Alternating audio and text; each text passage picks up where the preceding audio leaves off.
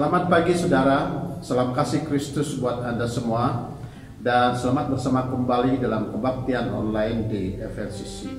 Pada pagi ini saya akan menyampaikan khotbah yang bertajuk Selamat dari Krisis yang Besar. Seperti yang Anda tahu, negara kita sedang mengalami krisis besar disebabkan virus corona. Ketakutan, huru-hara, dan kebimbangan ada di mana-mana. Minggu lalu seorang wanita pesakit virus corona telah membunuh diri dengan terjun dari tingkat 8 bangunan hospital Queen Elizabeth I. Angka orang yang dijangkiti wabak sehingga hari ini di Sabah saja ialah sudah mencecah lebih daripada 10.000 orang. Kematian terjadi setiap hari, lalu kegiatan ekonomi banyak yang sudah ditutup dan menyebabkan ramai orang sudah kehilangan pekerjaan dan sumber pendapatan. Perkara ini melumpuhkan ekonomi negara kita. Lalu dalam keadaan sukar ini, mungkin saudara bertanya, bagaimana kita boleh selamat dari krisis besar ini? Mari kita merujuk Alkitab, saudara, karena Alkitab dapat menjawab segala persoalan dan pertanyaan kita. Dalam Kisah Para Rasul pasal 27 diceritakan tentang pelayaran sebuah kapal menuju ke Roma. Dalam kapal itu ada 276 penumpang, termasuklah Paulus dan para bantuan yang lain.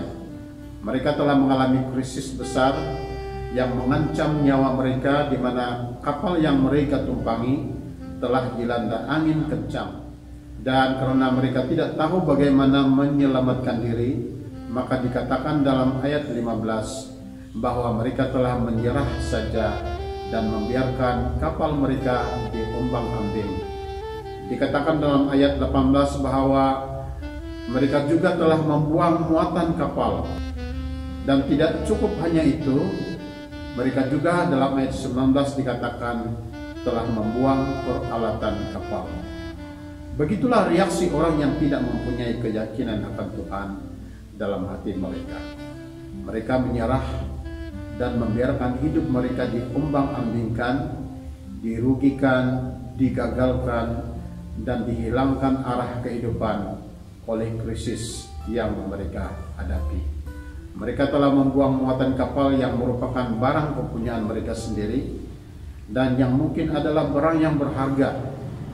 Saudara, demikian juga akan ada ramai orang yang akan mengalami kerugian dan kehilangan yang besar karena ketidakpercayaan mereka ketika mereka menghadapi krisis dalam kehidupan mereka. Dikatakan bahwa semua penumpang telah mengalami goncangan hidup yang hebat oleh krisis yang mereka hadapi. Tetapi Paulus tidak. Paulus tetap tenang karena dia mempunyai keyakinan dan kepercayaan yang kuat. Dan keyakinan dan kepercayaannya yang kuat itu telah menyelamatkan dia dan semua penumpang itu dari krisis yang besar itu. Saudara, ada 3 perkara yang Paulus yakini dan yang telah menyelamatkan mereka, dan Tuhan mahu agar kita memiliki 3 perkara ini agar kita selamat dari krisis besar yang sedang melanda negara kita. Pertama, yakin Tuhan sentiasa ada di sisi. Keyakinan Paulus itu ternyata benar apabila pada masa krisis itu dia telah mengalami kehadiran malaikat Tuhan. Ayat 23 mengatakan, karena tadi malam seorang malaikat dari Allah, yaitu dari Allah yang aku sembah sebagai miliknya, berada di sisiku. Orang lain mengalami tekanan dalam krisis besar, tetapi Paulus mengalami kehadiran Tuhan.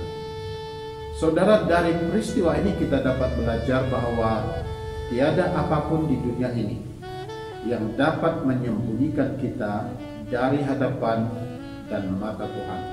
Tiada krisis yang hebat yang boleh menjauhkan kita dari pandangan Tuhan. Kita tidak nampak Tuhan, tetapi Tuhan nampak kita.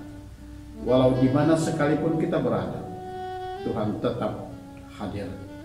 Tuhan tetap dapat menghadirkan dirinya di sisi kita. Walau apapun krisis yang kita hadapi, Tuhan itu tetap ada dekat kita. karena kita tidak akan tersembunyi dari kasih Tuhan. Dalam 2 Tawarik 16 ayat 9e berkata, karena mata Tuhan menjelajah seluruh bumi untuk melimpahkan kekuatannya kepada mereka yang bersungguh hati terhadap Dia. Mata Tuhan menjelajah di seluruh bumi bukan saja melihat, tetapi untuk melimpahkan kekuatannya kepada kita, supaya kita boleh selamat dari setiap krisis yang melanda hidup kita. Mungkin kita berpikir bahwa Tuhan itu sudah begitu jauh dari kita, tetapi sebenarnya Tuhan itu sedang memperhatikan kita.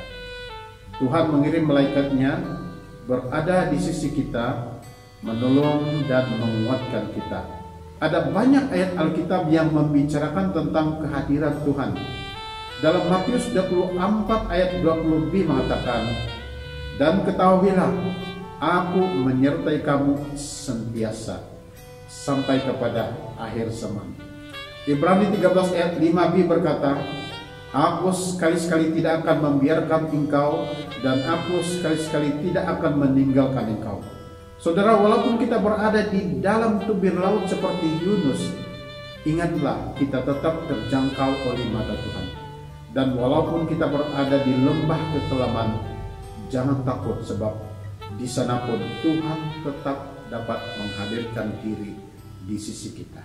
Mazmur 23 ayat 14 ayat 4 mengatakan, sekalipun aku berjalan dalam lembah kekelaman, aku tidak takut bahaya, sebab engkau besertaku, gadamu dan tongkatmu, itulah yang menghiburkan aku. Kedua, Tuhan akan menjayakan tujuannya dalam hidup hambanya.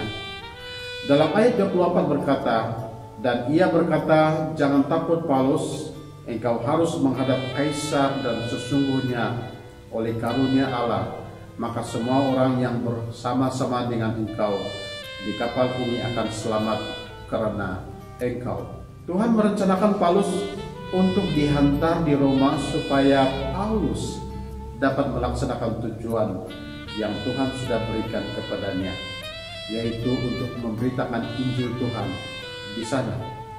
Mungkin Paulus ada sedikit ketakutan, tetapi Tuhan melalui malaikat yang dihantarnya telah memberi pesan kepada Paulus agar Paulus jangan takut, sebab Paulus harus menghadap Kaisar dan memberitakan Injil Tuhan.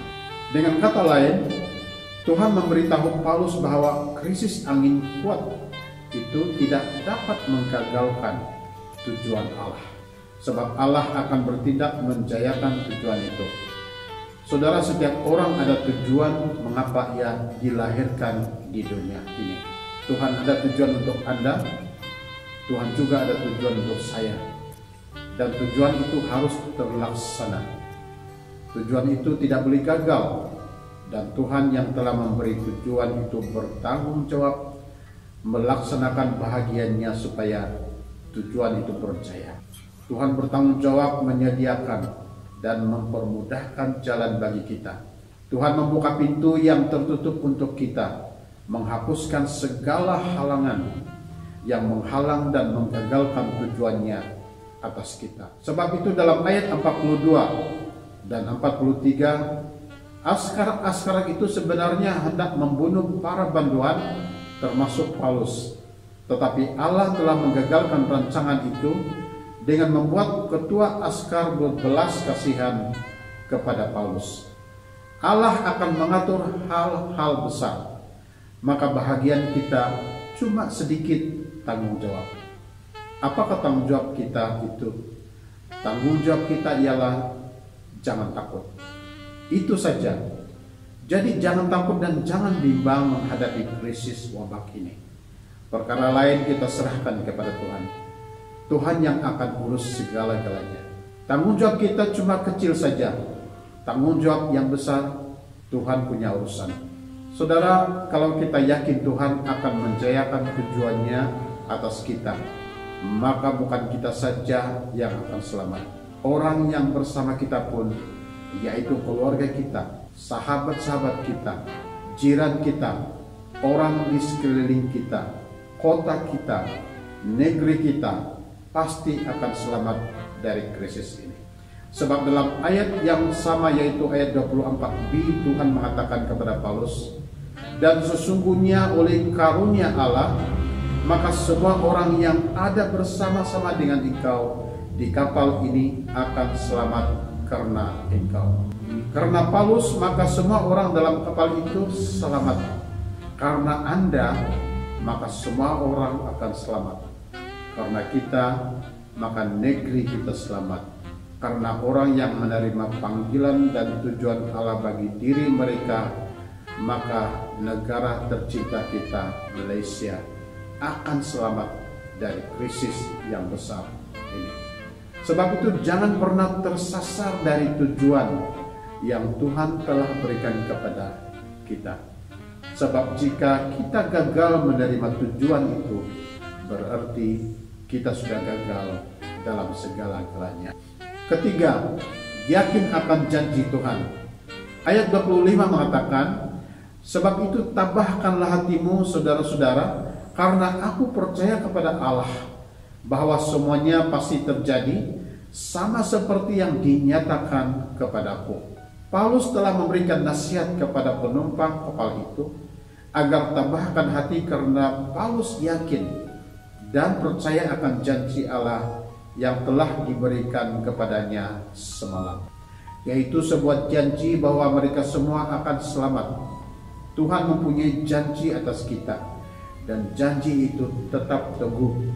Mungkin saudara sudah mencapai tahap krisis yang paling susah dalam musim wabah ini. Mungkin Anda sudah kehilangan pekerjaan, kehilangan sumber pendapatan, kehilangan kekuatan, mengalami kerugian. Malah ada mungkin yang saudara sudah kehilangan orang tersayang.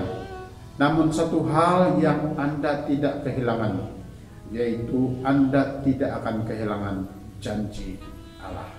Saudara, Tuhan tidak pernah lalai menepati janjinya. Janji Tuhan boleh dipercayai. Tuhan pasti melaksanakan apa yang telah dijanjikannya. Dalam 2 Petrus 3 ayat 9 memberitahu kita bahwa Tuhan tidak lalai menepati janjinya. Sekalipun ada orang yang menganggapnya sebagai kelalaian, tetapi ia sabar terhadap kamu karena ia menghendaki supaya jangan ada yang binasa, melainkan supaya semua orang berbalik dan bertobat. Janji yang Tuhan sediakan untuk kita bukan sebarang janji. Janji itu adalah janji yang paling mahal. Janji itu janji yang paling hebat dan paling kuat. Janji itu adalah janji yang paling benar. Janji itu sangat meyakinkan, sebab janji itu adalah janji yang telah disahkan oleh darah Tuhan Yesus sendiri. Markus 14 ayat 24 berkata, dan ia berkata kepada mereka, inilah darahku dan darah perjanjian yang ditumpahkan bagi banyak orang. Saudara, Alkitab memperkenalkan dua jenis perjanjian yang besar kepada kita, yaitu perjanjian lama dan perjanjian baru. Namun perjanjian lama adalah perjanjian yang rapuh, tetapi perjanjian yang baru adalah perjanjian yang kuat. Sebab perjanjian yang tak terbatalkan, karena perjanjian itu telah disahkan dan dimenteraikan dengan darah anak Allah sendiri, yaitu darah Tuhan Yesus Kristus. Berita terindah buat kita di sini ialah bahwa janji itu telah diberi sebagai hak milik kita. Sebab kita sudah percaya dan menerima Kristus, sekaligus membuatkan kita ini sudah menjadi milik Kristus. Galatia 3 ayat 29 mengatakan, dan jikalau kamu adalah milik Kristus, maka kamu juga adalah keturunan Abraham dan berhak menerima janji Allah. Saudara, walau betapa berat sekalipun dan betapa sakit sekalipun keadaan yang melanda kita, kita harus tetap pegang janji ini. Sebab Tuhan itu setia. Janjinya tidak dapat digagalkan oleh apapun keadaan, tidak dapat digagalkan oleh apapun krisis. Janjinya tetap mengejar dan berlaku atas kita, sebab dalam Ibrani 10 ayat 23 berkata, marilah kita teguh berpegang pada pengakuan tentang pengharapan kita, sebab Ia yang menjanjikannya setia. 3 hal ini telah menyelamatkan Paulus dan para penumpang itu dari krisis angin kencang yang melanda kapal mereka. Maka saya percaya 3 hal ini juga boleh menyelamatkan kita dari krisis besar yang kita sedang hadapi ini. Bagi Anda yang sudah menjadi bimbang atau sudah mencapai tahap krisis yang sangat berat dan tidak tertanggungkan pada masa ini, izinkan saya berdoa untuk Anda. Maka oleh itu, angkatlah tangan Anda di hadapan hadirat-Nya dan ikutilah doa. Ya Allah Bapa di surga yang Maha Kasih, penuh dengan kasih karunia, saya berdoa atas nama anak-Mu Tuhan Yesus, agar Bapa berkenan akan doaku ini. Dengan segala kerendahan hati saya memohon belas kasihan, agar Bapa menyertai saya, menjayakan tujuan Bapa atas saya, dan memampukan saya untuk dapat terus berpegang kepada janji Bapa di saat-saat menghadapi krisis besar yang saya dan negara kami sedang hadapi ini. Di saat krisis ini saya mau terus menerima kehadiran Bapa dan menerima tujuan Bapa atas hidupku. Selamatkan saya, selamatkan keluargaku, selamatkan umat-Mu, dan selamatkan negara kami Malaysia. Dalam nama Tuhan Yesus Kristus kami sudah berdoa. Amin. Terima kasih saudara karena bersama dalam kebaktian online ini. Kami sangat gembira dan kami berdoa saudara juga gembira dan terus dilindungi oleh Tuhan kita Yesus Kristus. Tuhan memberkati saudara. Sampai bertemu dalam kebaktian online pada masa. Haleluya.